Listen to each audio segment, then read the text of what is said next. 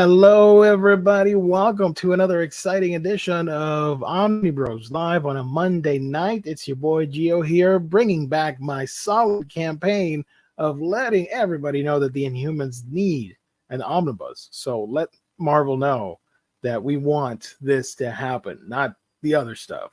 So yeah, happy to be here on a Monday night. It's me solo at the moment, but I will be joined by other Omnibros shortly. So consider this the introduction to the episode and answering all these solo questions from everybody. So chatters, if you got some questions, now is the time to ask me about anything. I'm an open book. I don't care. Ask me what the heck you want. So welcome everybody to another show here. Today we're going to talk about hauls, previews, reads. I actually do have one tiny haul of one book, but it's a cool one, so I'm excited to talk about it. And I do have one read of a few that relates to a video that I'm making for my channel. So I'll explain that in a bit. And of course, we're going to take a look at all the releases for this week. Lots of interesting things. Not a super heavy week like a couple weeks ago, but still cool stuff nonetheless. Also, I'm having some Wi-Fi issues, so that should make for a very interesting broadcast tonight. So yay. Let's see what happens. Thank you to Aria for being first. Hello, my friends. Welcome, welcome. Definitely picking up the Marvel and DC Omnis this week. Monday. You know it. Let's see. Jim, thank you so much for joining. You got Kenny in the house. Sasmer, happy Monday, everybody. Joey, thank you so much. Peace and love. Good evening, y'all. Thank you, William. The Geo Show, baby. Let's do it. Of course, I'm happy to be here to provide goofs and gaffs for all of you fine folks out there.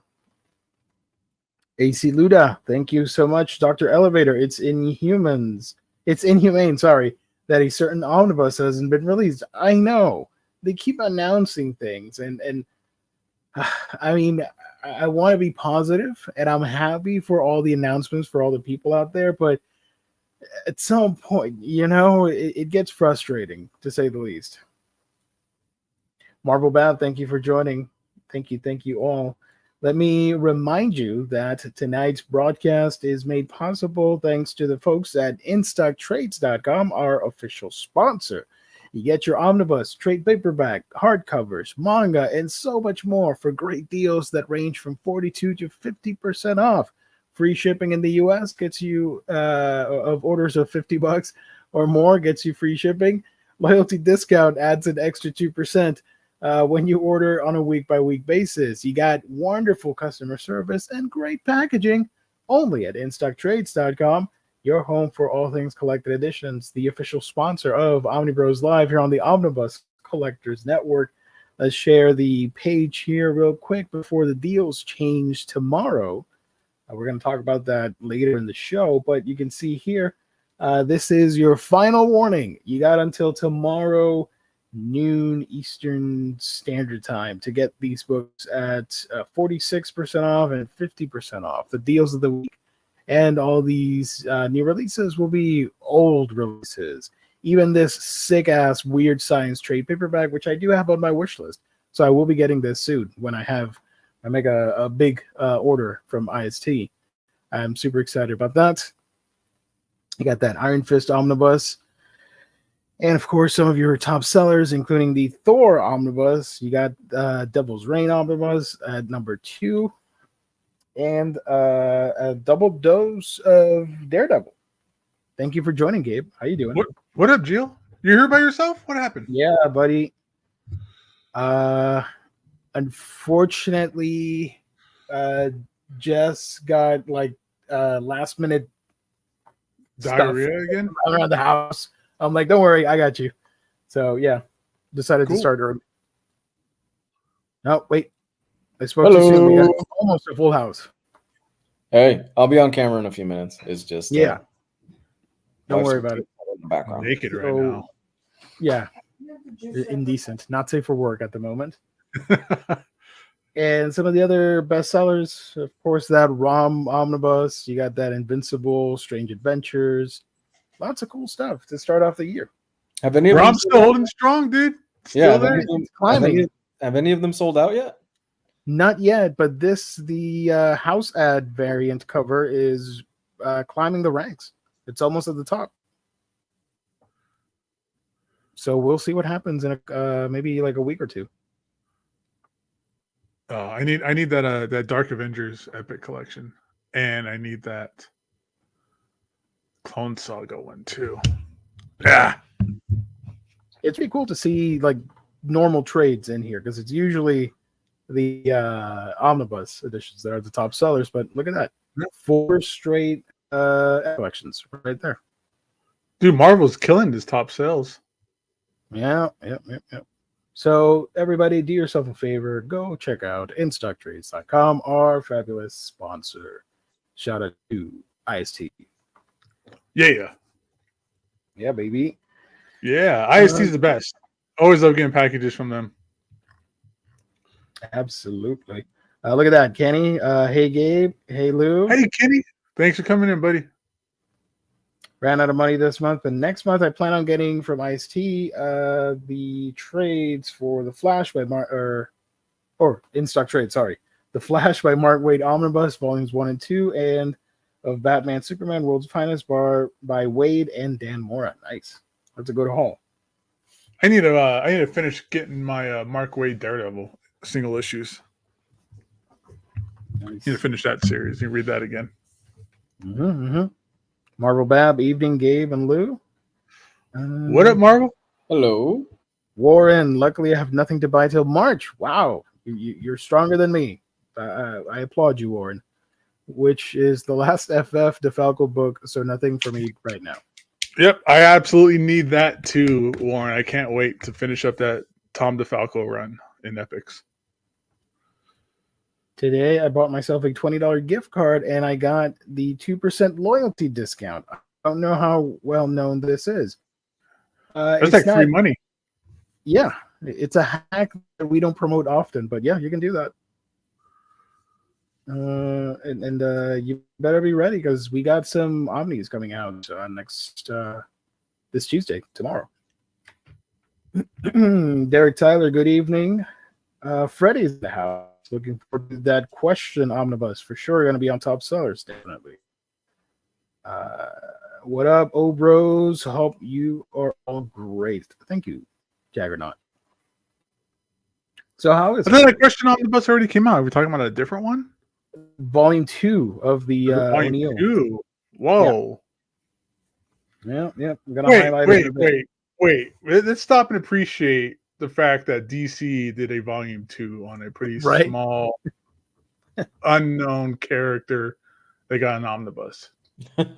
Where's the other Jonah Hex omnibus? Where's the other Spectre? Where's every other Volume 2?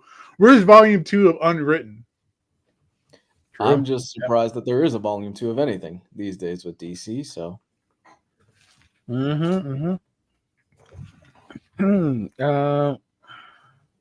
So is the Elusive Unicorn Time 2 Omni by Chaykin actually going to be on sale tomorrow, or is Lucy pulling that football away again?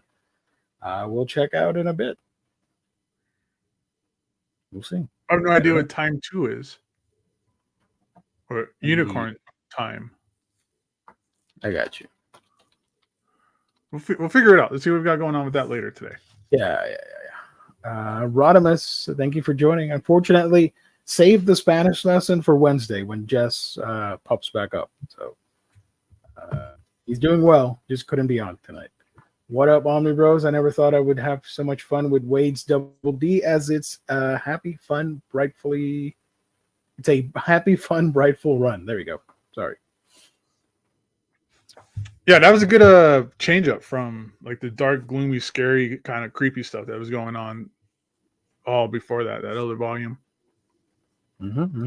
Especially, God, I keep forgetting the name. What's the name of that crappy crossover at the end?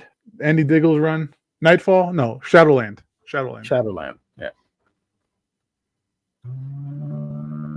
do you also get the 2% loyalty discount when you spend the gift certificate? I mean, when you purchase the gift card, you get the loyalty discount, so you can use it. You got 8 days to use it, I think. Wait, there's a time? Oh, it's for the loyalty discount. Yeah, but the loyalty is 8 days. For the gift card. Yeah. Volume 2, I assume, for a question. And look at that. We can finally see the YouTube emojis. That's new. Remember how they would do super stickers and we couldn't see them? I think this is a sticker. It's not a super sticker, but it's a sticker. I want to see more. K. Quinn, put out more emojis for us, please, if you can. Everybody put out more. Razor Ramen asking the important question. Let's go. Where's volume 1 of Inhumans? I don't know. Somebody out there hates me and does not want that to happen. Omar. I don't know. Where's the Ultra Force stuff? I want some Ultraverse stuff. Yeah. Oh, look at that. We got the emojis. All right. That's awesome. Or whatever the hell those are. But it's not working completely. Popcorn yellow striped smile. Yeah. Nope. Penguin blue waving. Nope. It's only K. Quinn. He discovered the hack to make it happen. Sorry. They keep releasing more House of M content and knowing humans. I saw that. There's a Decimation Omnibus, right? For X-Men coming out. I didn't know people were excited for that, but okay. Well, good luck. Also for everybody that wants that kind of stuff. Yay. Yeah. I'm not going to hate, but it's kind of wacky that that's a priority. Okay. Let's see. Everybody's posting the emojis now. You got it. It's working. Thank you, everybody. Thank you. Look at that, a dinosaur. All right. I like these. Yeah, these are nice. I like that. Look at that. What a banana. Okay. So the dinosaur ate the banana and then, I don't know, they killed them, chopped them into bits, and put them in a vase there. I got dark. I apologize. What's up, Death Rattle? Heard from Omar, Inhumans is never getting out. You come here to disrespect me like that. Come on, man. Don't do that. Wait until the first Inhumans Omni is the X-Men versus Inhumans. Oh my gosh. I mean, I'll take it, but like, ugh, okay. Oh, you mean back when Marvel was trying to replace the mutants with the Inhumans because they didn't have the movie rights anymore? Right. This should have been, I don't know if you guys remember, but that was one of the subplots of Civil War II. But I thought this would have made a better Civil War thing than what we got for Civil War II. But they went a different route. Yeah. How are you guys doing? It's been a while. Anything new? Doing good, dude. Me and Lou are going to do Patreon this Saturday, which is the day before the big game. Mm-hmm. And the game's Sunday, Super Bowl Sunday. Vegas is going crazy because we're hosting it, but whatever. The Swifty Bowl. Swifty Bowl, sure. So we're going to be talking about the MCU, and I think I kind of pinpointed a part, for me at least, on where it kind of fell off a cliff. So, okay. And correct. Okay. There you go. So yeah, come check us out Saturday. We'll be doing that. Yeah, it's going to be fun. Yeah, we usually have a great time. That too. Gentlemen, what are your thoughts on the Thunderbolts Red? Buy or pass? Never read it. Is it an omnibus they're doing for it? Yeah. Comes out this month, I think. It's cool. I mean, the idea of having kind of like all the like ground street level based characters plus Red Hulk is kind of cool. But it's your mileage might vary on it. I don't know if I would want to spend $125, $150 on the omnibus for it. But nice like epic trade or a nice regular size hardcover probably. I mean, it's not the Luke Cage Thunderbolts, which is my favorite. This one has Elektra, Punisher, Red Hulk, Deadpool, and Deadpool. Yeah. Yeah, and the motif of red. That's cool. I like how they still had the Punisher had his chest or his skull logo, but it was red. Yeah. I don't think we're ever going to see that logo again. They might. I think that just went bye-byes. Yeah, it's fine, but I think you guys are better off with other stuff, like Gabe said. So, because I did remember reading some of it when it was coming out. That was Marvel Now, I think, around that era. So I read a little bit of it and thought it was just okay. Yeah, it's fine, but I mean, it's not. I don't think it kind of depends on why you want to check it out. If you want to check it out for the characters, cool. If you want to check it out because it's part of the marketing for the Thunderbolts movie, that might not be the best idea. If you haven't read it before, I think we've kind of, at least I always have. I've always said it where if you've never read it before, don't buy the super expensive omnibus. Find it digitally first or something like that. Test it out before you want to spend, over $100 on a big ass book. Yeah. It's Danny away, so no for me. Okay. I really want a Yoast X-Force Omni. That would be cool. Oh, that's the super violent Kill Squad X-Force stuff. That'd be fun. I want to get There's a lot of good stuff for them to be putting out there instead of more and more X-Men all the time. That's for sure. That's what I'm saying. They go crazy with the X-Men stuff. I get it, but calm down. Let's see. We see that Transformers and GI Joe stuff coming out. Yeah, we should be getting trades of that soon, right? Next few months, probably actually summer. By the summer, I would think sometime this year we'll hear something about it. If not, get it, but in 2024, if anything. I mean, it's Skybound. They're usually pretty quick with that stuff, so I would imagine by summer, fall. I got you. It's coming out in May, the first trade paperback. Okay. Well, I was talking about the Marvel stuff. Oh, okay. Marvel stuff. But yeah, like that GI Joe and the Energon Universe stuff is top notch. Is really good stuff. All that Energon is already solicited. Cobra Commander Volume 1 comes out in June. Duke Volume 1 comes out in June as well. Transformer comes out May 7th. So yeah, they're wasting no time with that. Rodimus says Void Rivals is coming. I've only read the first 2 issues of that. I didn't keep up with it afterwards. Void Rivals comes out this month on the 20th. Volume 1. So we will feature it soon. Let's do it. Skybound will definitely push those trades hard at SDCC in the summer. Oh yeah, I'm sure they're gonna have a huge booth with all that stuff there. It's gonna be worth picking up though, everybody. I'm enjoying it. Speaking of picking up, anybody haul anything interesting? I will let Gabe go first. Yeah, I got some stuff. Speaking of GI Joe, I finally found a copy of 301, the beginning of the new Skybound stuff. That's good stuff.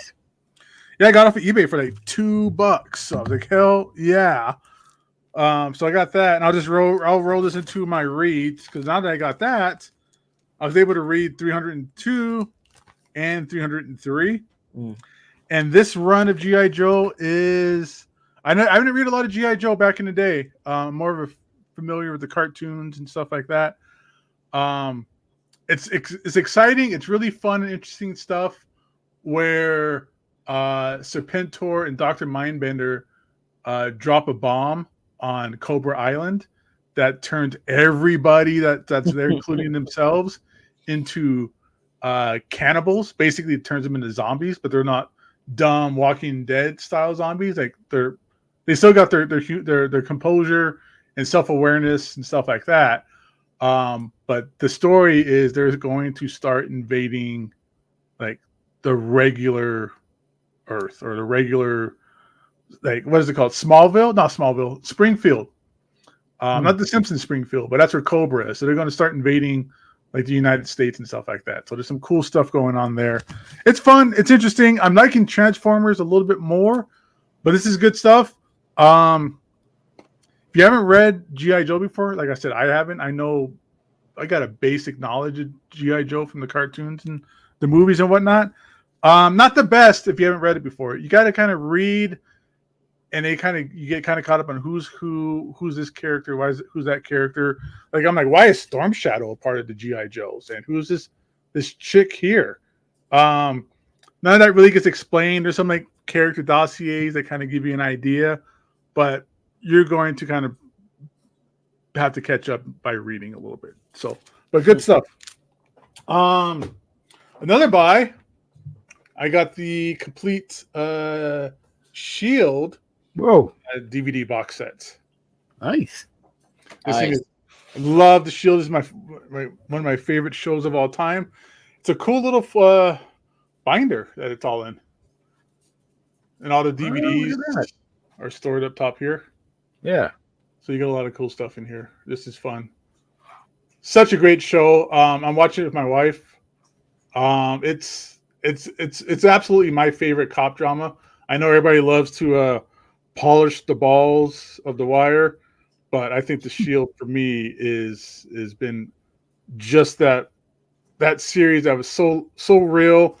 This is early 2000s, so they talk about a lot of topics and stuff that is kind of fine and normalized today, but back when this is coming out, see, Larry knows what's up. This is the best ever.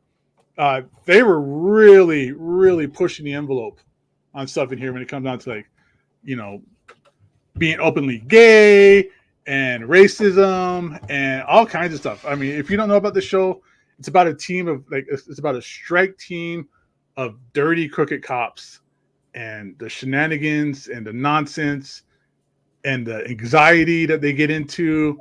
This series is unrelentless. It just continues to get crazier and crazier and crazier.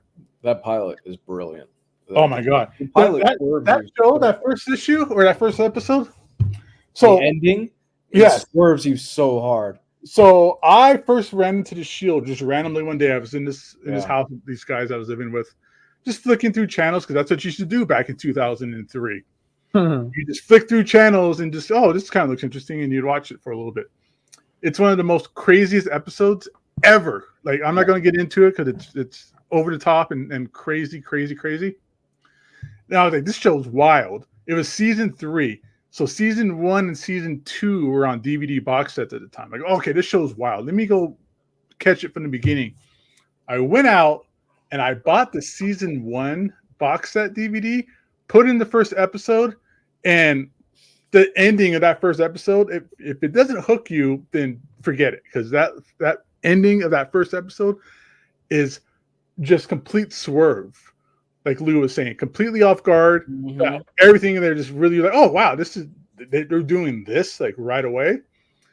I stopped it and I went out right away after watching that first episode, and then bought the second season and caught up. So I went out and just grabbed all the seasons as soon as I could when it was coming out. Loved it ever since. I've turned on a lot of friends on it. We used to have like Shield watch parties. Like Larry knows, I'll say this on the Grenade episode. I remember we were watching that Grenade episode. Me and a bunch of my friends together were watching it, and we just stopped breathing. Like, we were just like, what just happened with that grenade? I can't believe they did that. So great show. I got this DVD box set. It's a Blu-ray box set, but it's all wacky. So this is filmed in a ratio, but it was broadcast like 4:3, like on regular TV. So they did a Blu-ray box set where they expanded the ratio. Oh no! So you end up seeing like like cameras and lights and the crew throughout like all these shots, because the whole show is shot like steady cam. It's not set up like standard cameras. It's all steady cam. Plus some of the episodes are edited, like the one I was talking about. That's like crazy wild. The first one I ever saw, it's called Mum. That's edited a little bit. Some of the other stuff is kind of edited. So I was like, forget that. I'm gonna get the DVD box set because this has it, as it was broadcast. Nothing's edited. It's the true aspect ratio, all that stuff. Do you find that most TVs will scale a DVD well enough so it doesn't look like ass on a 4K TV? Yeah, it's on Hulu in 4K. That version is like the Blu-ray release that's edited. So it's shot really grainy. So it really looks extra grainy when you watch it like on Hulu. I remember for me it was that, Rescue Me, and Sons of Anarchy were the shows that I used to love to watch on FX around that time. Rescue Me was the shit. Rescue Me was so good. Rescue Me was great. They just didn't know what they were going to do with that character. Yeah, because at first he was like talking to dead people, and then didn't do it again until like the last couple seasons. Yeah, and then there was the whole thing with his ex-wife, and that was kind of a back and forth, and there was the thing with his son, which caught me off guard when that happened. I was like, holy shit. Yeah, but Rescue Me is great. Rescue Me is just a funny guy show. It's really tough to explain, but Rescue Me is just awesome. Gabe, this one's for you. I don't know what any of that means. So. I still want to know what happened to that cell phone with the Aceveda incident. Remember, it was in a freezer, unresolved plot thread. I don't know. I'll watch it again and I'll see if I can recognize that. But that episode with the Aceveda incident, that was the first one I ever saw. And if you know about that Aceveda incident, it's like, what? This is on like regular broadcast TV where this is happening? Like, this is crazy. I wish I could say it, but it's a big spoiler, and it's I don't think it's something you could talk about on YouTube. Yeah. Speaking of Blu-ray DVD shows, Kenny got the complete Batman 66, Wonder Woman from the 70s, and The Flash from the 90s on DVD. Nice. That's a good haul. Superior TV haul. Gabe, did you finish up your haul? That's it. All right, man. That's it for me. Gabe, what is best in life? Oh, comic books and I know where that was going. Yeah. Oh, that's that 4K set you were talking about, huh? Yes, I had to grab the Conan, the Barbarian 4K set that came out by Arrow. This is awesome. This is a beautiful little package that they have here. How does it look? Oh, I haven't watched it yet, but okay. I plan to. This thing is badass, man. It's out of print right now, so whatever's out there is out there. Amazon is canceling orders. Comes with Let's go. Yeah. Comes with Conan the Destroyer, which is one that we really don't need to watch because it's Conan the Destroyer, but hey, it's still kind of fun. Conan the Barbarian, which is always badass. I love this movie. I love that cover. That's just like that's a Frank Frazetta image, right? Or I'm not entirely sure. Yeah. I think it's a badass set. It comes with the Blu-ray, the DVD, on-set photos, a really great booklet that I've got right here, a thick booklet right here, like talking about the movie and the production and everything. It's a chonker. Damn. Yeah, no, it's a beast of a booklet. It doesn't have the page count. Wait, hold on. 116 pages. Nice. Yeah. Posters, which I haven't unfolded. Ooh. Oh, that's rad. Nice. Yeah. You can frame that one. Oh, dude, you gotta put that in your bathroom. Yeah. Oh man, let me tell you, there is a divorced dad out there that has this hanging on their indoor garage, on their garage with their gym, and that is their motivation every time they're in there. And they do like fake sword training and striking invisible enemies while they do it. Yeah. So it comes with that one, and there's Conan the Destroyer one as well. This is a beautiful set, man. That's cool that they gave you so much awesome stuff, dude. Yeah. Again, in the garage of somebody's house. Really cool set. Yeah. No Red Sonja. Not yet, but I wouldn't put it past them to eventually put one out. I love this set. I think it's amazing. I still haven't gotten a chance to watch them just because I've been so busy with different things going on right now. Yeah, definitely worth the penny if you could find it. The set, you could find it on some boutique like Orbit DVD and stuff like that. They'll probably have it still, but the set has now officially been out of print. So whatever's out there is out there, and Amazon had to cancel orders because they over-ordered. It has a new release date on Amazon for the 20th of this month. But people have been getting their orders canceled from it. Oh, from that order? From that? Okay. Gotcha. Yeah, because apparently Amazon over-ordered, and it's starting to kind of creep up there, and it's starting to get a little bit difficult to find. But Arrow will eventually release a standard edition. It's these special editions that it's going to be harder to get. Yeah, I'm going to get the RoboCop from Arrow. I was looking at that one. Oh, I have it. I have the standard one on that. It's great. I love it. Oh man, I watched it about 2 weeks ago. It looks amazing. It's so good. It's such a good. It's just still a good movie that holds up. Like even more these days, it feels like sometimes. Oh, 100%. Oh yeah. My to watch show right now is True Detective season 4. Nice. I need to catch up with that. Yeah, I need to watch the new episode. I didn't see that one yet.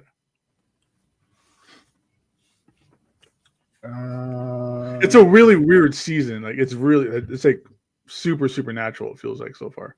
Yeah, they seem to be leaning really into that horror aspect that the first one kind of touched on, but this one seems to really be going for it. Nice. I do have one book that I hauled a while ago. I forgot to show it last week. I got I got it on sale for $8, if you can believe it. I got the first hardcover for Tower of God, the webtoon unscrolled manhwa. And this is retail price like $25. So I saw it for $8 and I jumped on it. It took forever to ship, but I got it. And if you guys do not know, this is sort of like a battle royale story, a survival story of this kid who, let's see if I remember correctly, is living in like this subterranean area that's at the base of this giant tower. And his best friend is a girl that decides to take the challenge to ascend the tower. And the promise is if you make it all the way to the top, you'll be awarded riches and your heart's desire and all that stuff. So they want to be free from being like a bottom tier and slave-like conditions. So she ventures forth, and since all he knows is his best friend, he goes after her and starts participating in the floors and stuff and meets different characters. And it's really good. There is an anime adaptation. I do recommend watching that because I'm going to show you the art here. And it's not going to be as impressive, but there are a lot of twists and turns when you learn about the towers and the magic stuff that happens and the different characters. It's really engaging. It's really popular, by the way. This is a manhwa, so it's a Korean comic. And you view it on webtoons, scrolling up and down. But this is the printed version, full color. And the art at first isn't really the best. I'm not a huge fan of it, but I like the story so much that I can look past it. But it does get better as it goes along. Volume 2 onward, the art improves significantly, in my opinion. So, yeah, this is action-packed and super brutal, by the way. There are a lot of gory deaths and action-packed scenes and stuff. So I do recommend it. If you want to watch the anime, you can stream it on, I think it's Crunchyroll only at the moment. But it's really fun. So yeah, Tower of God, or you can read it for free on Webtoon. You can start reading over there. It sounds awesome. Yeah, it's a lot of fun. This is like a little bit smaller than a trade, the size of this book. Maybe like a digest sized, I don't know, but it's a little bit smaller, but it is hardcover, so it's fun. So that's all I got.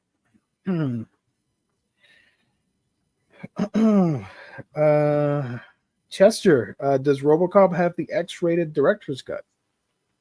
I think that's the cut that I saw. It has the director's cut. I'm not sure if it's the X-rated version, but it does have the director's cut on it. Well, yeah. I mean, if it's the cut that I think it is, that's the one where you actually see Alex Murphy's hand get blown off. Then yeah, that's the one. A lot of people kind of have a Mandela effect with that, where they think they saw that in theaters. That scene, you don't see his hand actually get blown off in theaters. That came out later. Oh wow. Yeah. That's like the most brutal, like.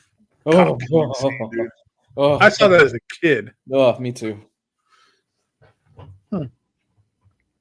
Arrow has some sweet sets. I still need the Creep Show 2 one from quite a few years ago and the Donnie Darko set. Reacher was awesome. Now my wife is watching This Is Us, so I decided to just catch up with my reading. Let's see. Kane with an awesome haul picked up Steel of the Celestial Shadows. I do have that incoming from IST, so I'm really excited to finally grab that and read it for my channel. Geo, isn't it called? No, sure. I'll just say Webtoon. I'll just go. Everybody, ignore what I said, and just go with that Webtoon, and you can go to the app and read it from there.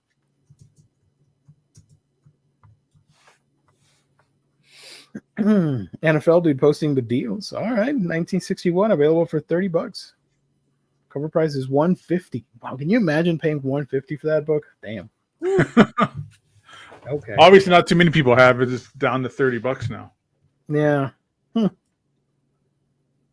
Where's my Marvel Tales Omnibus at $30? That's next. I guarantee it. Just saw the recent season of Masters of the Universe Revelation, the animated show on Netflix. Loved it. The animation is in that series is so good. Nice. I would buy a 1968 Omni birth year. That would be fun if they released them for every year. Sure, I'll buy 1987. Why not? It's not going to be as good, but let's go. So what about reads? Anybody read anything interesting? Well, I've been on about GI Joe, so you guys can go. I don't really have anything this week. It's been a busy week for me, so I haven't been able to sit down and really read anything. Oh, real quick, I did start Transmetropolitan, so I'll be reading that for the next month or so. This is what reread is this? How many? I don't know, 30. No, probably not. I'm kidding. Probably 4 or 5. What's the most reads you have on a particular book? Probably Transmet. Okay. Yeah. For me, it would be Ultimate Spider-Man, because I think I've read that series 6 or 7 times. All the way through? All 125 issues? Yeah, until the event with Galactus. I forget the name. The Galactus? No, the other one where Galactus ends up in the Ultimate Universe and whatever it's called, Cataclysm. I don't know. Oh, that one, all the way to the most recent one before the reboot with Secret Wars. The one with Miles Morales in it and stuff. Okay. Yes. So I think about the Galactus. That was a hive mind of creatures. That was the inspiration for the movie version, which they totally butchered. Ugh. But technically, it was comic inspired. It never happened. Nobody liked it. It never happened. Yeah. Reading the Monkey King graphic novel by Chico, published by Magnetic Press. Slightly over halfway finished reading it. Art is beautiful. I do want to check that out. It looks beautiful.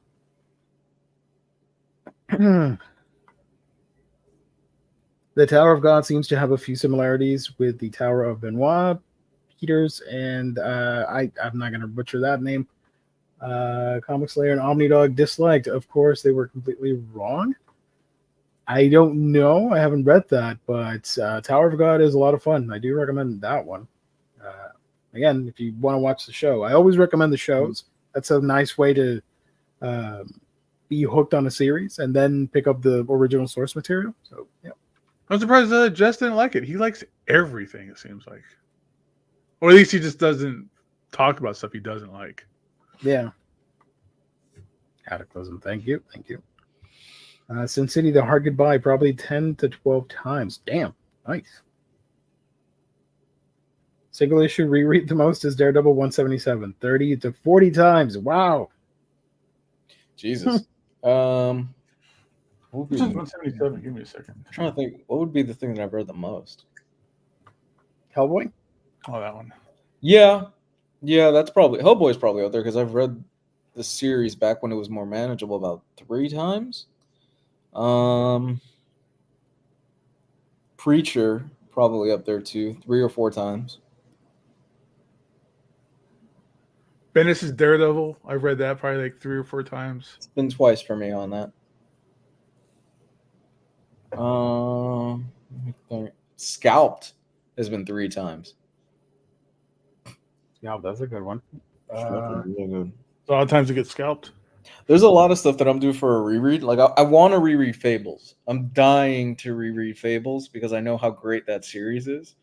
But it's such a huge commitment that I just haven't found it. Yeah. I mean, are they even completing it? Because didn't he walk away from the relaunch? I think he's still doing it, isn't he? I thought a new issue came out recently. I don't know. I mean, the hardcover is still solicited, so from DC. Jess only shits on books on his channel. Okay. I have the complete Transmet in single issues and have not read by issue 20. Don't know why, since it's a great series. Uncanny X-Men 139. Not sure how many times, but a lot. GI Joe Silent Interlude 30 times at least. Wow, big reader there. I assume nothing happens in that dialogue. No dialogue. It's a silent issue. Nice. I've read Criminal like 5 times and Kill or Be Killed like 3. Okay. Watchmen I probably read like 10 plus times, I would think. Really? Yeah. Wow. I think I've read Watchmen twice. 3. About 3 times for me. Yeah. Did you read the prose stuff the first time you read it, or did you kind of skip that? I've never read the prose stuff. The first time I skipped some of it, and the second time I said, you know what, let me read it to get the full picture. You get a chance, Gabe. You owe it to yourself to read that stuff. It fills in a lot of the characters' backstories and motivations, especially Night Owl.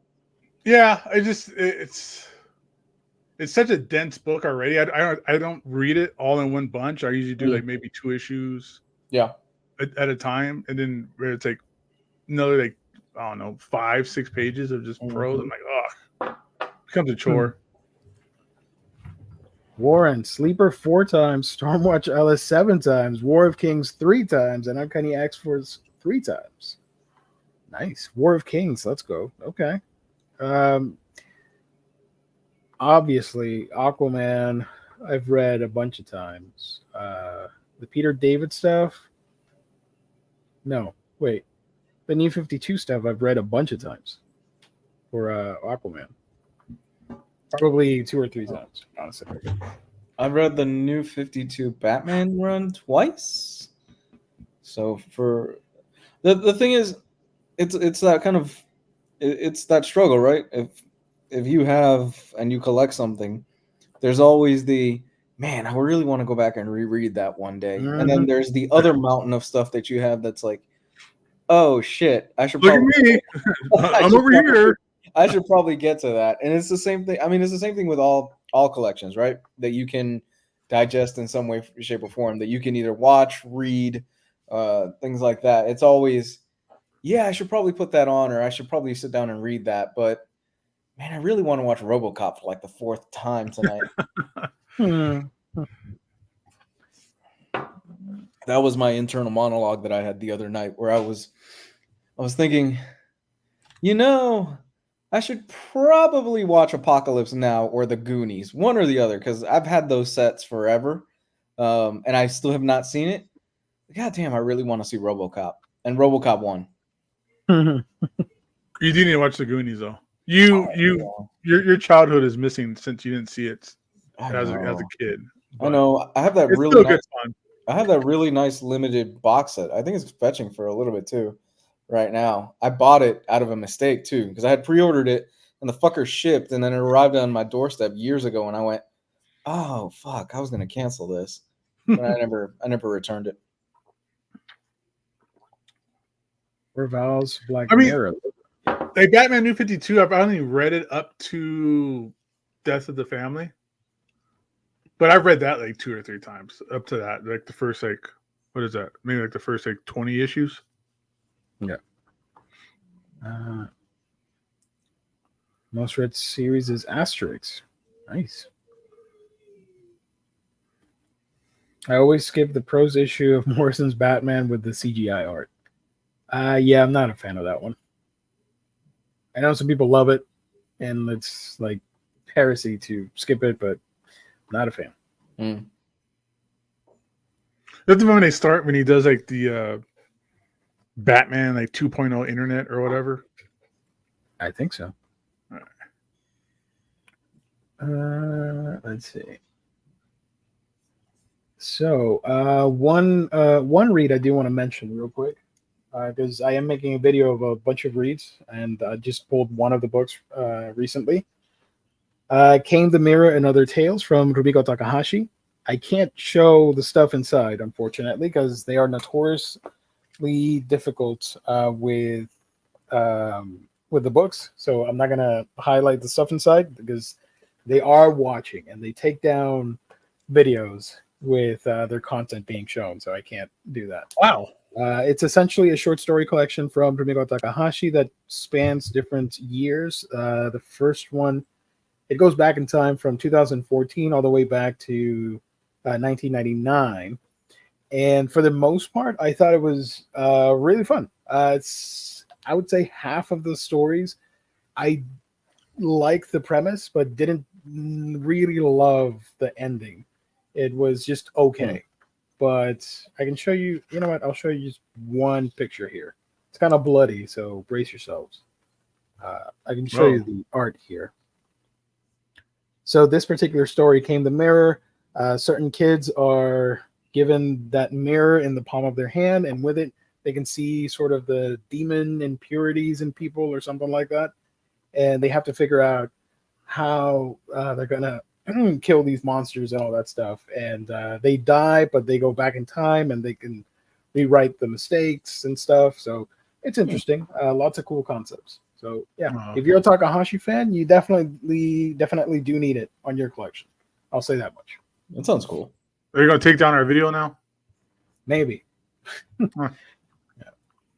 Yeah. Also, give me one quick second. I'll be right back. Somebody's calling me. Be right back. No worries, brother. Yeah, bud. Gerard says, just saw the first 3 episodes of The Chosen in theaters. Very good show.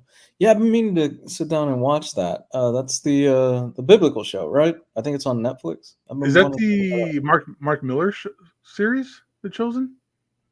No, maybe. I thought it was the show about Jesus' life. It's like 4 seasons. I think that's on Netflix. Oh, so is it okay? So is it a serious biblical thing, or is it like yeah? Okay, never mind. Unless he's talking about the Mark Miller show. So it's episodes, but it's in theaters.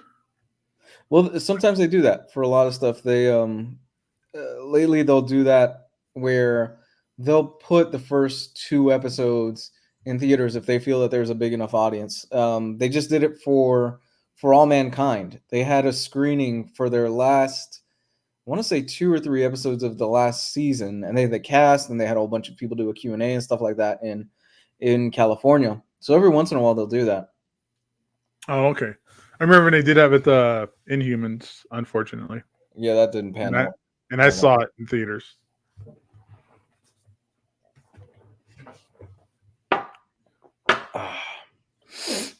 Excited for Dune 2. What about you, Lou? I didn't even see the first one. I saw it for like 10 minutes. I was like, this is boring. Yeah, I am very excited for Dune 2. I can't wait to see it. I never saw the first one in theaters. It was one of those where it was the HBO day and date. So I'm like, fuck it. I'll just watch it here. Yeah. But definitely excited for Dune 2. I love the book. I know how the second half is more action than the first half. There's a lot more that goes on action-wise. And even one of the two of the main antagonists that really weren't shown in the first Dune movie pop up in this one. So I'm excited to see that. What I'm really excited for is when they eventually do the next Dune movie, which the whole thing about Dune is that it's a play on the whole white savior complex, where it's like, oh, the white savior comes to save us, and no, the white savior in this instance comes to start a jihad and starts to use his influence and take over different planets and stuff like that. That's what happens in the following Dune series, which is far, far more interesting. I love the first Dune book, but the stuff that comes after is really crazy and cool stuff. I just wish we would have gotten Jodorowsky's Dune with all that awesome like H.R. Giger artwork and Moebius and all that stuff. Because I used to have that file that was the Dune, like the workbook that they used to shop around the movie, the studios. Mm-hmm. There was a way you could download that somewhere, and I lost it. But I was looking at it not too long ago, and I lost it since then. But I was like, man, this artwork is crazy. Like all the product, all the designs, all the production designs, that movie would have been out of control. Yeah, no, I mean, you hear the stories of what he wanted to do, and insane. He wanted Salvador Dali to do the paintings and stuff like that. I think he wanted Queen at some point to do the music, and was absolutely mad, just 100% mad. He wanted some of the buildings to open up them like a mouth, and then a tongue would open, and ships would land on it. Just a madman. But I would have killed to have seen his version of Dune. Somewhere in a different universe out there, it happened. Rodimus, did you guys read the recent Sabretooth run? Damn, happy birthday, Logan. I haven't read it, but I've heard that these last two issues were crazy, crazy violent and bloody and just all kinds of crazy stuff going on.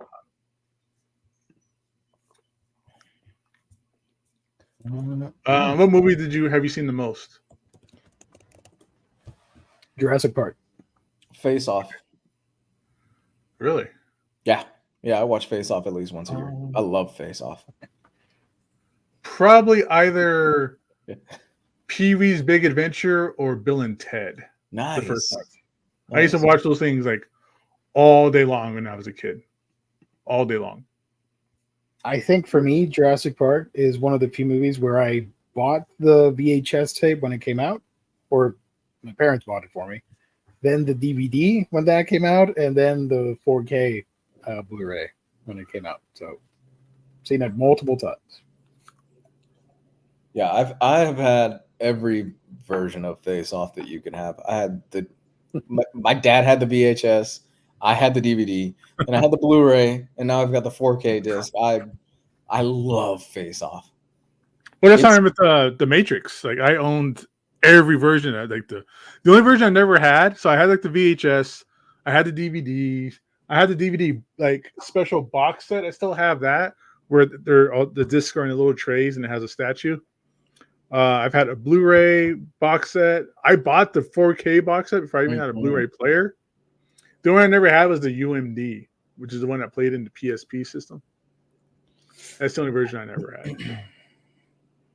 I saw a post, I think it was on Reddit, I'm trying to look for it, where it highlighted the color grading on all the editions, and it's pretty wild. For the Matrix? For the first Matrix movie, yeah. Yeah, they fucked around a lot with it for a while. I want to say I had it even on HD DVD.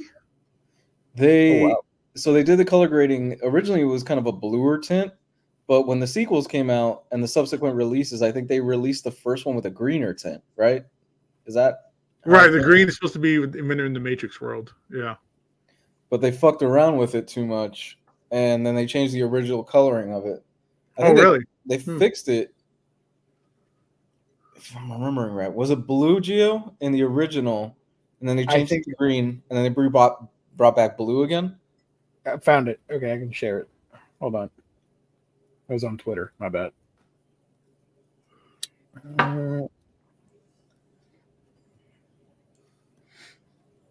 Yeah. So you can see the differences from the 35 millimeter trailer scan, the online version of the scan, the 16 millimeter trailer, the 35 millimeter print, the DVD VHS release, the DVD Blu-ray release from 2004, and the Blu-ray re-release for 2008, then the 4K 2018, SDR and the HDR. The HDR version, yeah. And I believe the intended version is the 2004 DVD with the green tint. Yeah, that makes sense. That's supposed to be like the most accurate to the movie in theaters or whatever. Yeah, they keep messing around with it. I don't get why. So just put out a good version. Yeah. Well, I have that 2004 DVD set, so I'm good. Just assume I do. Gabe, did you play the Matrix game with the extra scenes? Enter the Matrix on PS2. I have the one on GameCube. The PS2 version, if I remember correctly, there was a glitch where if you put in like a cheat code and saved your game, it would ruin your memory card. Oh no. But I do remember that there's the final battle between like Neo and Agent Smith was like crazy, where all the Agent Smiths formed together. It became like a giant monster Agent Smith. Which is what I'd like to have seen in the movie. That would have been cooler. I even I played the video game, the PC like MMO. Wow. Like that was canon. All of like 5 hours maybe. I can't deal with online MMOs. Yeah. That's canon. I'm paying $25 a month and have to grind and grind and grind and grind and grind to like build up. They kill Morpheus. Yeah. And it's canon. It's like, oh shit. Yeah. I don't know, man. They tried the new one that came out, what was it, 2 or 3 years ago? And it just did not hit like I wanted it to. It was I didn't see it. I didn't finish it. I was like, forget it. I'm not going to watch this. I'm not going to dedicate it to memory. I'm not going to pretend it existed. And it sucks because The Matrix is a franchise that has so much potential. Why focus so much just on the Neo and Trinity thing? Blow it out. Do a TV show. Explore other people and ships and stuff like that. It's like what the Animatrix did. Yeah, the Animatrix and the comic books. Yeah, the Animatrix, all different stuff. Yeah, the final flight of the Osiris, I think, is great. Did anybody read the Matrix comics? Gabe did. Yeah, I read those. Yeah, Neil Gaiman did an issue. I don't know if you want to call it canon or whatever, but like aliens exist in the world. So there you go. Speaking of aliens, let's do previews while we're at it. Okay. It's a weird transition, but it works. Stick with it. Don't worry about it. Oh, okay, Raphael. I got that all mixed up. I don't know why you needed multiple games of the Matrix, but yeah. That's cool. All righty, folks. Some interesting things coming out. We got a bunch of single issues, which does not. We're highlighting collected edition, so I don't know. Let's see. We got Batman Justice Buster Volume 2. This is one of the 3 DC manga that are being published. I have not read it. Riley has it and says it's pretty good. He does recommend checking it out. Next one up on the list is Creature Commandos presents Frankenstein Agent of Shade. So if you're interested, because of the Creature Commando show that's supposed to air this year on Max, you can get started with this trade paperback, book 1, highlighting the character of Frankenstein. So they're going to do different books, each highlighting different members of that team for the animated series. This is a new 52 Frankenstein Agent of Shade, right? I think so. This has the chapter from Seven Soldiers of Victory from Grant Morrison that they wrote, and the first 7 issues of the new 52 stuff by Jeff Lemire. I love that new 52 stuff. Yeah, it was good stuff. It was very good. It was basically Hellboy. Pretty much, yeah. That's a nice way to look at it. It's a shame it didn't stick around. This is another one of those books, man. Like I Vampire and the Etrigan book. Etrigan, Demon Knights. Demon Knights. Yeah. It unfortunately just didn't stick around. Also, I do want to highlight go for it. It sounds pretty cool. DC's How to Lose a Guy Gardner in 10 Days. That's funny. It's a new one shot. I like that. I believe there. Of course. You got Icon versus Hardware hardcover, collecting the 5 issues of that. And Joker 1 Operation Joker Volume 3. This is the other DC manga that's currently ongoing. How long before everything is manga? I give it like. I'm not complaining. I'm not talking shit, but like, come on. 6 more years. Okay. 5. Night Terrors hardcover. We talked about that a couple months back when they were doing the variants, the crazy horror variants. So this is the actual event. Collecting Night Terrors 1 through 4, Night Terrors First Blood number 1, Night Terrors Night's End number 1, and a story from the dawn of DC Night Terror 2023 Free Comic Book Day Special Edition. So I have not read this, so I don't know if it's good or not, but it has some cool art. Also coming out, Peacemaker Tries Hard hardcover from Kyle Starts. Steve Pugh, Chris Anka. It's a solid team right there. This is a DC Black Label book. And here's the big boy that everybody's excited for. Finally, a volume 2 for an omnibus over at DC. We have The Question Omnibus Volume 2 by Dennis O'Neil and Dennis Cohen. This collects The Question 28-36, The Question Annual Number 2, Green Arrow Annual Number 2 and 3, plus additional tales from The Question Quarterly 1 through 5, The Brave and the Bold 1 through 6, The Question Returns number 1, and stories from Showcase 95, number 3, and Azrael plus number 1. So that's a lot of stuff. And hopefully that leads into more people or more volume 2s, like we mentioned at the start of the broadcast. We got, I think there was one more, right? Yeah. Static, Shadows of Dakota, hardcover, collecting the first 7 issues, or the 7 issues, sorry. And Static Team Up, number 1.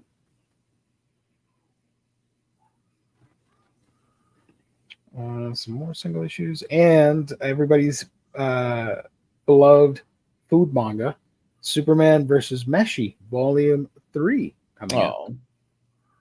I've heard that out of the 3, this is the best one, the Superman versus Meshi. And that is it for DC. Pretty cool. Look at domestic violence on that Young Romance. Oh yeah. Don't be sure you know old age, woman. But not with Teddy. You turn to him because I honored you. I am in love with Teddy. All right. She's in love with Teddy. From the other publishers, we got Boom Studios with Giant Days Library Edition hardcover volume 7. And we jump straight into Marvel here. We got Captain America Epic Collection volume 21, Twilight's Last Gleam. Collecting a bunch of stuff there. Actually, let me click on it so people can see the cover here. I think this is the last of the Mark Greenwald run for Epics. Look at that 90s artwork. Look at Mike Deodato killing it back then. Captain America 431 to 443, Tales of Suspense #1, Avengers 386 to 388, and material from Captain America Collector's Preview. Yeah. Cult of Carnage, trade paperback, Misery. This is a 5-issue mini-series. Also, Magneto. Magneto was right. Another trade paperback. This is the 4-issue mini-series. And this gem that everybody's excited for. This is going to be the top seller right here. 1964. Collecting all these issues that came out in 1964. Just random stuff. Yes. That's a phenomenal gift. Thank you. What are they doing? I mean, it's cool you get Daredevil #1 in it, that kind of stuff, but I mean, I view this more as a expensive coffee table book. Well, considering that the 1961 is $30 now. In my opinion, just wait. If you really want this, just wait. That's going to be on a red ticket sale most likely. It's always these mismatched like omnibuses where it's all just random issues is always kind of weird. Thank you, chat. I appreciate that. The anti-Inhumans Omni, there we go. And yet no Inhumans Omni. You would think, right? They're important characters for the heart of the Marvel universe. This took the slot that could have been the Inhumans. I know.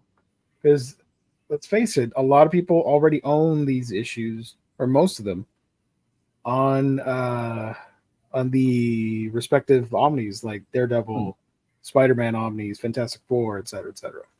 I don't know about Kid Cold Outlaw, or Millie the Model. I'm sure Jess is excited about that, but not me. I would love to talk to the person that's buying all these and is reading it this way. Man, who? Well, you would think that it had to be like, that's the point, right? I don't know. Like, I don't know. Who is this for, right? No Dark Reign, Dark Avengers Omni. That would be a fun one. Yeah. But yes to these weird Omnis like the Marvel Encyclopedia. Oh, I'll get to that. Don't worry. Well, I'm not done with the rants. So this one's coming out. Cool. Oh, and there's a DM variant, which is pretty weird because this is the original material from the comic, and then they're sticking the date here. It's kind of wacky. I would get, if I were to buy this, which I'm not, I prefer the original cover, not the DM one. Wait, has there been that many of these Omnis? Has there been since 1961? Has there been like a 61, like January, February, March, April, May, June, July? Like, no, well, I haven't done that, this right? This is the fourth Omni, I think, right? Wouldn't you say that was a concern important? Yes, but this is just a cool collection of handpicked stories, and this has already been released. And I know this is it'll probably sell in some areas. Who knows? Whatever. No hate. But like we mentioned, it's taking space from other stuff that could have been published. Go outside, nerd. Get out. Go. I ain't got time to be distracted by your worthless chime-ins. Go on. I don't know. Just because it's old, I don't think it makes it historical. Like half the stuff in that book is garbage. Again, I do wonder what goes into making these decisions as far as let's put out this book, because you got to wonder they only have so many they could do a year, right? And is it one of these where Omar's just drunk one night and he's like, yeah, we should do this type of book, and then they just go, yeah, let's do it. Or one of those things where Omar goes, yeah, that's a great idea. Do it. And while you're also there, how about do West Coast Avengers Volume 2 for me? David Gabriel pushed for this according to Very Fine Condition. Okay. I'm sure he's a very lovely gentleman. I just don't see it. I don't see it, but hey, maybe he knows something I don't. Speaking of not understanding wacky releases, here we have everybody's favorite, the official handbook of the Marvel Universe Master Edition, Omnibus hardcover volume 1, covering A through L. There's a big old L right there if you buy this. Didn't they already do this? They did the previous one. This is from the 90s. They did the previous one from the 80s, I think. So this is the 90s and it's important. So yeah, cool. This first volume presents the first half of the Marvel Universe as it stood in 1991 to 1993. This is a very bad week. Well, DC, I think DC has some cool releases. Bad is the wrong light week. This is a pretty light week. Yeah. This is another slot that could have been filled up with like Ultraverse stuff or Inhumans or another like a volume 2 or something else that we need volume of. Or between these two covers, I think if I were to choose one, this one's the best one. Yeah, because it got the boobs on it. I like the Ghost Rider on there. Daredevil doing this stance. I don't know what that is, but good for him. Are you talking about Falcon's landing? Are you talking about Falcon's boobs on there? No, I'm talking about Jean Grey's jugs. Yeah. And Ghost He's got telekinesis to keep those things up. There you go. And Scarlet Witch by Steve Orlando. We can move Volume 2. It's pretty ironic that the trade is called Magnum Opus. Some might say it is, that this is Steve Orlando's Magnum Opus. I'm sure it is, Steve. I've heard a lot of people say it was good. It's getting a second volume. Like, not this second volume, but like the series is getting a second volume. Yeah. I don't know. I like the kid on him. Just swears by it. So I need to try it. Daredevil's performing ballet. Yeah. Also, the reprint of the Ben Reilly Omnibus hardcover volume 2. Okay. All right. I'm shocked, I tell you. People, this is what, the second reprint of this? Like, holy crap. Okay. Yeah, this thing sells, man. I love this cover, though. It's a cool. People trash on like the Clone Saga, but every version of it. Is that John Romita Jr.? It's John Romita Jr. on the cover for sure. Yeah, I thought so.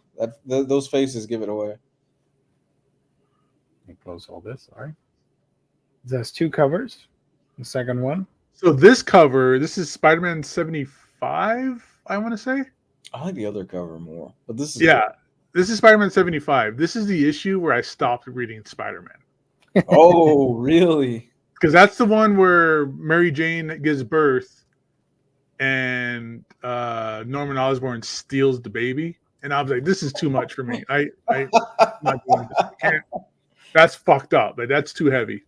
That's what broke you. Yeah, that was too heavy for me. I was like, when did this come out? Probably 96, maybe. So I was like 16. I was like, I can't do it. Probably. Yeah. That's too much for me. This is $150. Damn. $150. Wow. That's a steep price.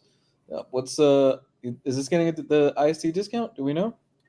It would probably be 46% off at IST. Has IST been doing? Because they've been doing like 38 for a lot of this stuff recently, like the Marvel big books. They don't get a huge discount. If it's a deal of the week, it'll be at the 46 range. Okay. But typically it'd be in the 30 for non-deal of the week. Oh, cool. Okay. It's not because of the distribution change and all that stuff. And speaking of Spider-Man, Venom by Al Ewing and Ron V, Volume 5. Oh, wow, that book's been going on for a while. Issues 22 to 25. From Dynamite, we got, is it Nix? NIX, Volume 2, Family Matters. And Red Sonja. We talked about that earlier. Red Sonja, Volume 2. Mother. From the other publishers, let's see, Manuscript Press, Alley Oop and the Fountain of Youth. I will keep my promise, and I do have that Alley Oop dinosaur book that I joked about a couple months ago.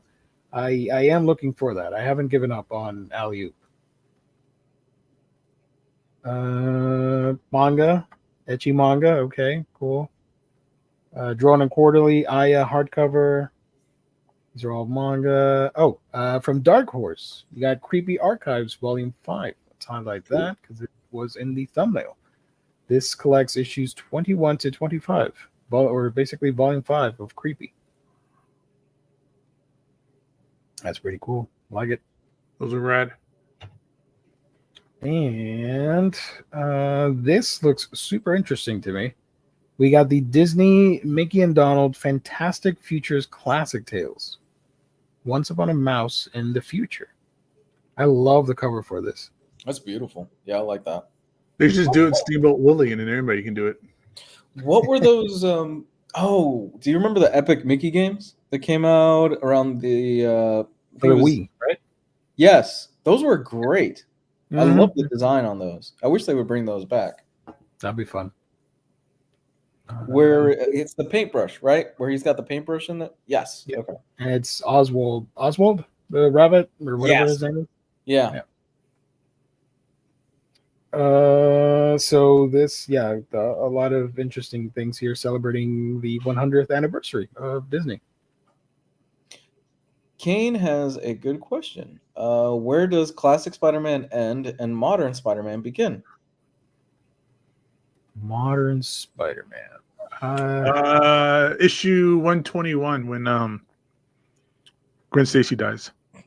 That was a long ass time ago. Well, it's talking about classic, right? Where classic ends? Yeah, I could see that. Because But classic. do you consider all of that to be modern, like 70s, 80s, 90s? That's a long gap. Well, I think that's the loaded question. Like, what do we consider modern? I was going to say around JMS. To me, that's where modern Spidey begins. Straczynski. Wow, you're going that far forward. Yeah. That's just my I mean, the 90s kind of had a different tone, didn't they, than the other stuff? Mm-hmm. Well, that's where you get the Clone Saga and all of that. McFarlane doing Spider-Man. McFarlane. Yeah, McFarlane maybe? Romita Jr.? Yeah, all the Mark Bagley stuff, because that's basically your template for Spider-Man these days. Check out the preview here for the Mickey and Donald book. Oh, I like the drawings on this. They look good. Art looks really good. That's nice for $35. Trade paperback. I think it's a trade. Is it a trade? I don't know. Could be a hardcover. Who knows? Well, how about this, Gabe? When do you consider the Fantastic Four the modern era to begin? Byrne? Off the top of my head, yeah, I would say probably Byrne. And you got Wade. That was in the 90s, right? Or 2000s? Late 90s? 90s? Late 90s, yeah. JMS is modern. I agree, Gio. Yay. Thank you. Thank you, Warren.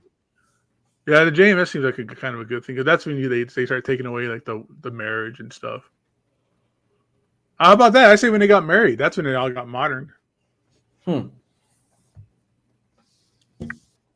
But what about Geronimo Stilton? 3-in-1, Volume 4.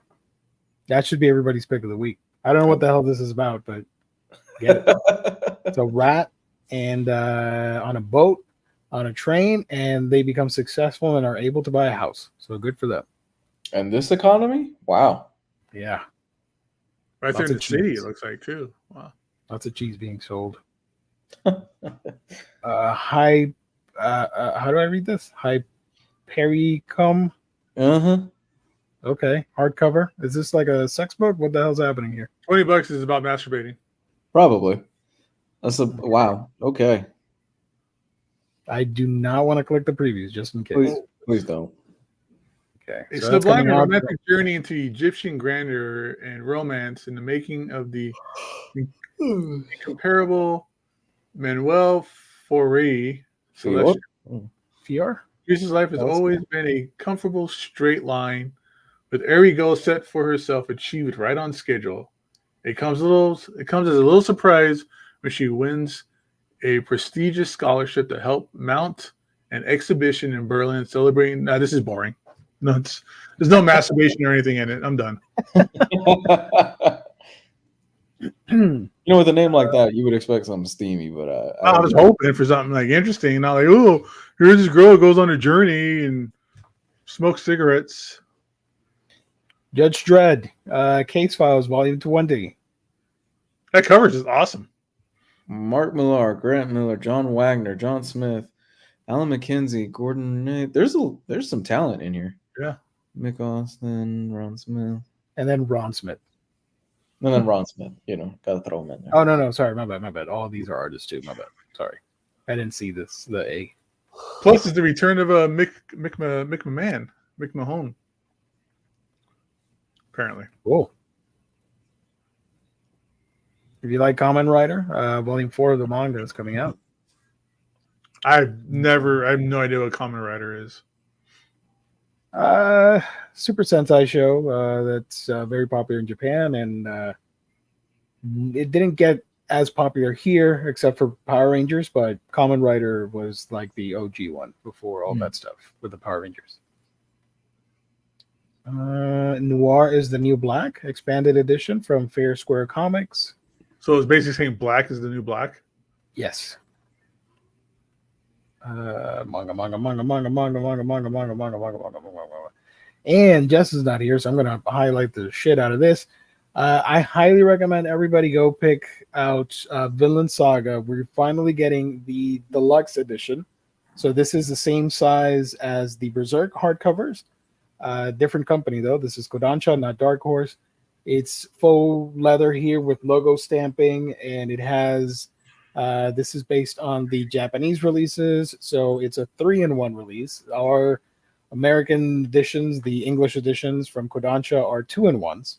So this is based off the original Japanese, and it has new illustrations. All the colored pages are restored, oversized art, large trim size, all that fun stuff. It's super thick. I know you guys like them thick books. So you can't go wrong with Vinland Saga. And it has a ribbon too, This is my pick of the week right here. This is one of the fan favorites for a reason. It's fantastic. The story's great. The art is phenomenal. Highly recommend it.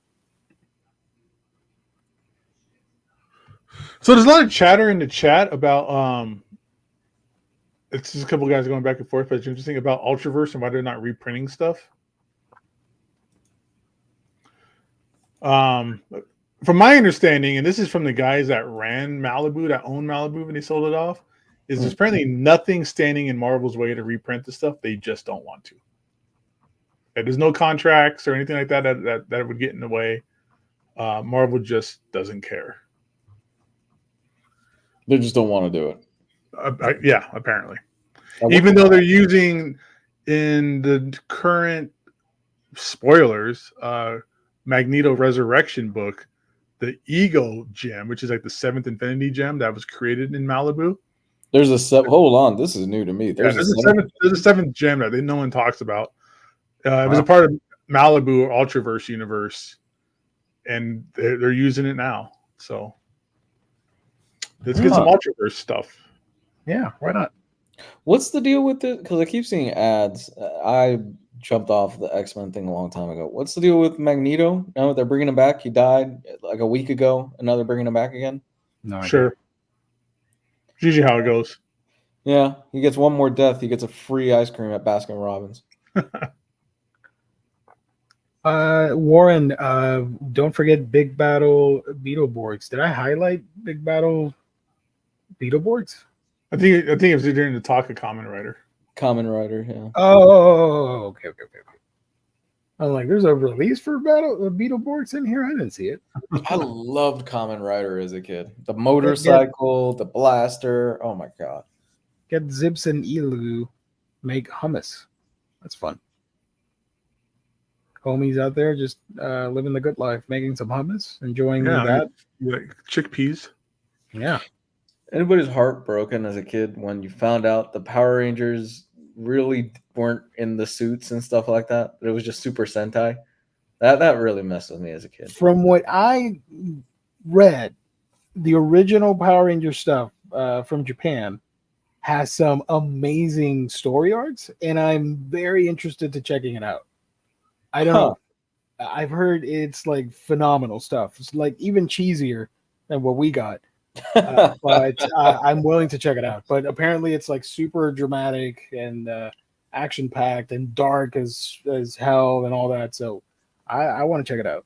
Okay. If they don't have Kimberly as the Pink Ranger, I have no reason to watch it. No. That was every boy's crush around that time, though. Everybody was like, no, I love Kimberly. It was just a thing. Around the playground, everybody wanted to be the Green Ranger or the White Ranger, and everybody loved Kimberly. Mm-hmm. Still, one of my favorite episodes is when the Green Ranger actually shows up and he whoops everybody's ass. He actually goes inside the Megazord into the head, and he ejects every single one of them out of the Zord. Oh my god. He wasn't messing around. He wasn't. He was not. Also, the last book here before we continue on the tangent, Vic Boone, Malfunction Murder, coming out from Invader Comics. There we go.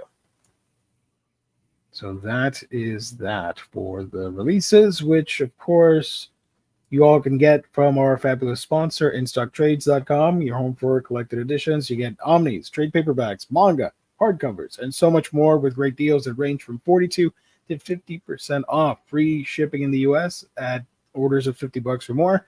Loyalty discount adds an extra 2% to your order on a week-by-week basis. So if you place an order, you get that loyalty discount for a week. If you buy something else next week, you keep that rolling. And a 50% off book will now be 52% off. You're not going to get that anywhere else except InStockTrades.com, our official sponsor here on the Omnibus Collectors Network. Shout out to IST. Also, the $50 gift card giveaway will be on the last Monday, which will be the 26th. So if you want to participate on that, be sure to hang out in the chat on that stream on the 26th, and we'll pick out a winner. Courtesy, once again, of InStockTrades.com. The Super Sentai series are pretty readily available. Oh, I didn't know that. Yeah, they've been reprinting all that stuff on Blu-ray and SD on BD and all that. Now you've got me really interested. I want that first season now, just to see how different it is from the Read up on it, because it sounds pretty wild, and I've never been able to sit down and watch it, but I want to. Well, there's a lot of stuff that was sanitized for us as children because the Kids WB, all that other stuff. Like One Piece, Sanji doesn't smoke in the original Funimation, right? He has a lollipop, right? And he has a lollipop. The 4Kids stuff, he has a lollipop with a New York accent. And the rap, no sense.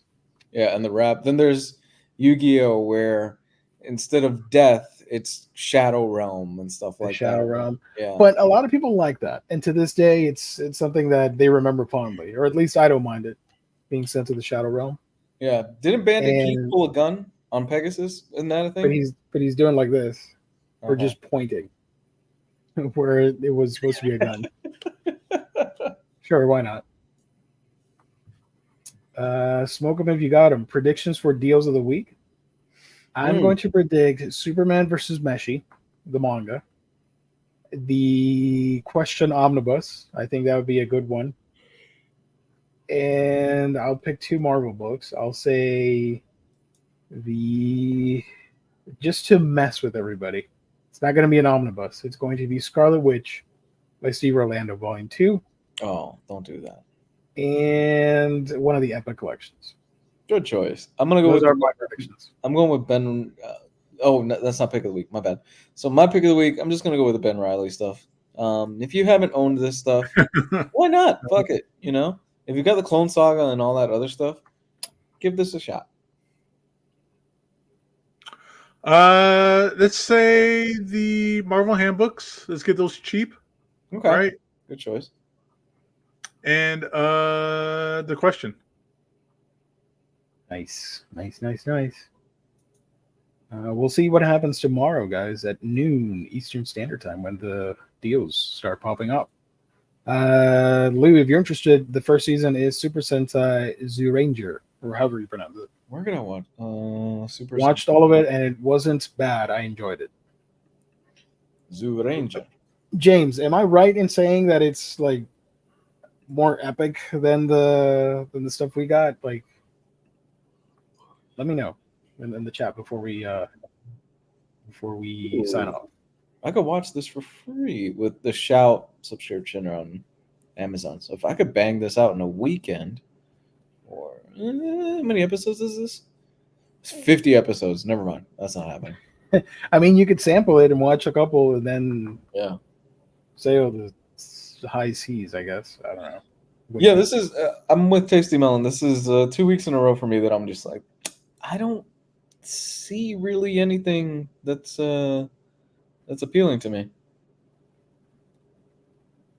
Getting the Marvel Handbook Omnibus and the Question Omnibus. That's the most important thing. Even though I'm trashing on certain books, I hope you guys realize that it's just our fun opinions. Don't get it. Don't let that deter you from ordering and enjoying these books. Because, I read a lot of stuff that all of you would be like, oh, no. Sonic X, that's my favorite. That to this day, I still stand by it. This is my take. Sonic X is the best adaptation of Sonic outside of video games. Not the dub version, the original Japanese edition. That's top tier for me. I love it. That's my Sonic outside of video games. Sorry, Sonic 1, 2, and 3, whatever.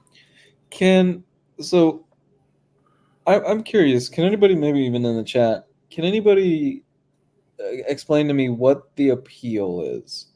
Because we're on tangents now, I would assume, of Terrifier and Terrifier 2. I tried watching the first one about a week or two ago, and I have no fucking clue what the appeal is of this. I love the special effects are great, but I don't get it. I think that I'm not interested because it's too gory for me. If it's what I think it is. You know, you're right. I typically don't mind the gore stuff.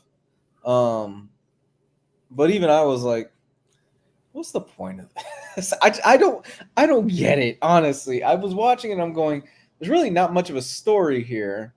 I heard Terrifier 2 is about 2 hours and a half, which fuck, why? Wow. And there's more of a story there, but it doesn't do it for me. No shame and no hate on anybody else, but I don't understand the appeal of it. Just me. I'm trying to figure it out. James says, yes, more epic in storytelling. There we go. The original deals with life and death, a complete story. I would say it is better than Mighty Morphin Power Rangers Season 1. Now I kind of want to check it out. We'll see what happens.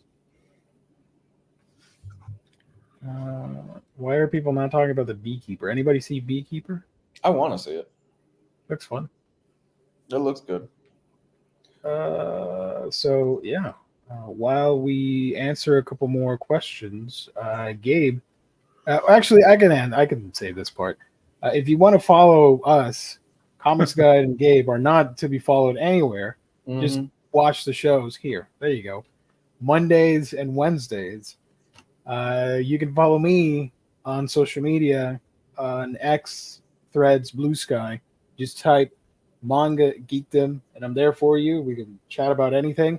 I also have a Discord that you can join, and I'm pretty sure. There we go. Thank you, James. Right on the dot. Let's freaking go. That's the link right there. You can join and chat about the stuff we talk about here. Books, manga, anime, video games, all that stuff. So I'd appreciate it if you want to check it out. And there's my channel, Manga Geekdom, where I talk about manga. I do have a video coming up reviewing some books, so look forward to that. And subscribe if you can. Help a brother out. It's Manga Geekdom here on YouTube. How is Blue Sky? It's a lot better than X. Drama free. Oh my god. So much better. And unfortunately, all like the fun people aren't necessarily on Blue Sky because they're still fighting over at X. So for me, at least, it isn't as exciting, but it's better for your health to be on Blue Sky instead of X. And since it's made by the creator of Twitter, it runs pretty similarly to OG Twitter. So. Okay, because the whole reason why I quit a lot of social media and stuff like that is it just became fucking horrible. It's been terrible. Honestly, it's been garbage for the most part. I think most people's lives would dramatically improve if they got rid of at least Twitter. I think that would be a fun idea. Yeah. But if you want to join Blue Sky, I got some codes. I can hook you up.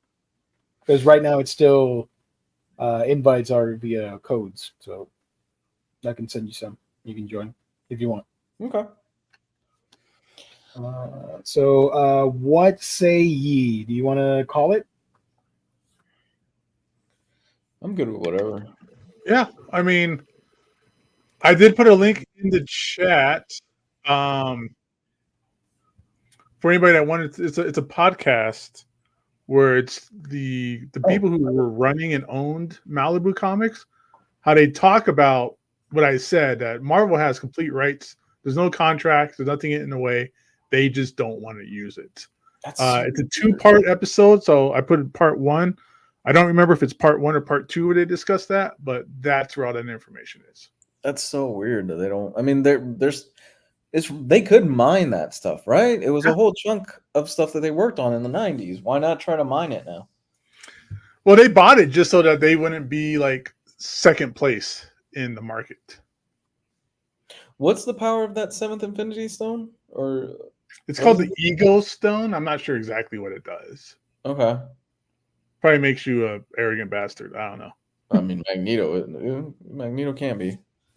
Give it to Dr. Doom. See what happens. Thank you so much, buddy. You guys helped the week go by. Thank you for y'all's live streams. Thank you so much for watching. Let's see if I missed anything.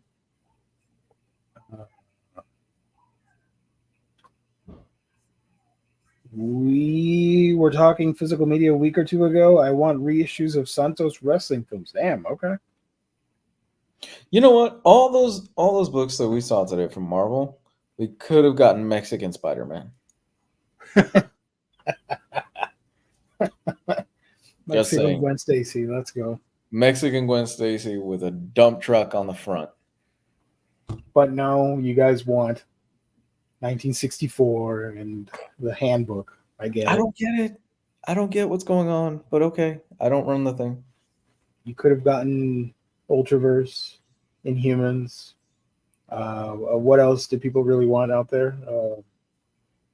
Gosh, I don't know. But here you are buying the official handbook to the Marvel Universe back in 1991. You know, we're already in 2024, so it's horribly out of date, but cool. It'd be fun if they make a new one, though. Because I'm a fan of guidebooks and stuff like that, and like power levels and like all the bios and stuff. So yeah, we'll see. Final tangent question here for you, Lou, and with this we'll sign off. Lou, what do you think of the Rock situation in WWE? I have no idea what that means, but I'm sure you do. Oh yeah, so wrestling talk just real quick. So they've been building this story up about this wrestler named Cody Rhodes for about 2 years now. Yeah, Cody Rhodes is the son of Dusty Rhodes, legendary wrestler, and Dusty Rhodes, unfortunately, never held the WWF at the time World Championship title. So the whole thing that they've been building up is that Cody Rhodes has come back from AEW, and now he's making his run for the title. He went for it last year at WrestleMania against the current champion named Roman Reigns, and he didn't win, to a lot of people's disappointment. So they kind of shelved him a little bit for the past year, and now the last few months they've brought him back into the limelight, and he was supposed to face Roman Reigns one more time at WrestleMania in a few months because he won the Cody Rhodes won the Royal Rumble. He's one of, I think, 4 or 6 wrestlers in all of WWE history that's won the Royal Rumble twice in a row. What ended up happening was, long story short, there's been a lot of shit that's been going on with Vince McMahon. I'm not going to talk about it here. You guys can Google it, what's going on. And The Rock is now on the board of directors because they sold WWE to TKO. And The Rock made his way onto the board of directors. So what ended up happening was that the whole scandal with Vince McMahon, then one of the big wrestlers, CM Punk, got injured, and he wasn't able to compete. So basically, Monday night, it was really weird. The whole fucking thing was just weird. Cody Rhodes comes out, and he does this amazing promo on Roman Reigns, and it ends up being, hey, I'm going to beat you, but I'm not going to beat you at WrestleMania, which is stupid because that's what they've been building up for the past 2 years. And he says, I'm not going to beat you at WrestleMania, but somebody else is I'm going to beat you some other time, but there's somebody else that I talked to, and he wants to speak with you. Then The Rock comes out, gassed to the fucking gills on steroids. And basically they just do a giant stare down, and the implication is that The Rock is now facing Roman Reigns at WrestleMania, and everybody fucking hates it. Everybody really fucking hates it. It's just really terrible storytelling, really terrible planning, and it just pulled the rug out of everyone. And you could even see when that happens, you can see Cody's face is just deflated. There's been some stuff that's come out from behind the scenes that it seems like The Rock, who's now on the board of directors, was the one that really pushed for this to happen, which would indicate that if that's the case, The Rock shoved aside Cody Rhodes so he could be in the limelight again. And The Rock's been interesting the last few years, man. It's his star power. He's starting to kind of come off as like, you're kind of starting to seem like a prick in real life versus that whole persona that he's been putting out. He's got what we call go away heat, where it's just like, dude, you're annoying now. Just go away. And it's a mixture of the whole situation that happened at with the wrestling thing. Then there was the whole Black Adam situation where he kind of secretly wanted to take over the DCU and stuff like that, and that was kind of shady as well. How you trying to make Black Adam like the king of the DCU? Yeah. So basically that bombed, and now he's kind of like, well, he's made his way onto the board of directors at WWE, and it's looking bad for Triple H, who is head of creative there, because if The Rock is able to just go, yeah, I want to do this match, and he's on the board of directors, if the board agrees with it, match is going to fucking happen. Not only that, he put his daughter in charge of NXT, or is like a manager at NXT, and I'm like, she hasn't really ever fucking wrestled, and she's not that good on the mic or anything like that. So there's been a whole lot of drama, just a lot of fucking drama, and the general gist of it is that a lot of people hate the decision. It is the most disliked WWE video in the history of WWE's YouTube video. And it's not even by a close margin. I think the last time I looked at it, it was over 500,000 dislikes, something crazy like that, 700,000 dislikes. So it is not an idea that's landing well. Yikes. There you go. Yeah. So that is that's what's happening in the wrestling world. I had no idea. So with that, we can close off tonight's stream. Wait, I got one more thing to share. Okay. I found the thing I was talking about. So give me a second. Go for the podcast or the video thing, or yeah. So this is the Ultra Monthly podcast, which is like the only Ultraverse podcast there is. This is part 2. I said the part 1 over, but this is this part in part 2 where they're interviewing Dave Olbrich and Thomas Mason, who were like the owners of Ultraverse and Malibu at the time. They're talking about conspiracy theories, like their favorite conspiracy theories that they hear. The first one was Marvel bought Malibu just to crush it and take over the coloring department, which is nonsense. And then they talk about the next one, which is what Marvel does with the characters. So I'll play this real quick, and maybe that'll kind of settle the discussion. I also like the one that Marvel won't revive the characters because there's a contract dispute and they have to pay royalties to all the creators. I think that's funny. I think remotely true. No. Yeah. No, it's they own it, kit and caboodle, right? And whatever they have to pay out, they kind of pay out to their other people anyway. It's just an accounting issue, and the accounting issues are not any more complicated or onerous or expensive than what they do with their characters they already own. So yeah, but here's the bigger standing in the way. Here's the bigger caboodle. Is that wait, leave your hands off my kit, would you? So the terms of the contract are very simple. They're not complicated. Marvel can take Prime, for example, just as an example. They can put Prime in any Marvel comic they want to. They can relaunch Prime. They can relaunch an Ultraverse Prime character in a comic book and not have to pay anybody any money whatsoever. That's off the table. Because the contract. Yeah, it's not like a licensing deal where you just got to pay the regular creators. There's no extra money. Right. Where it gets interesting is that if Prime is turned into a movie or a TV show or a video game or a toy again, then a very, very tiny piece goes to the founders of Prime.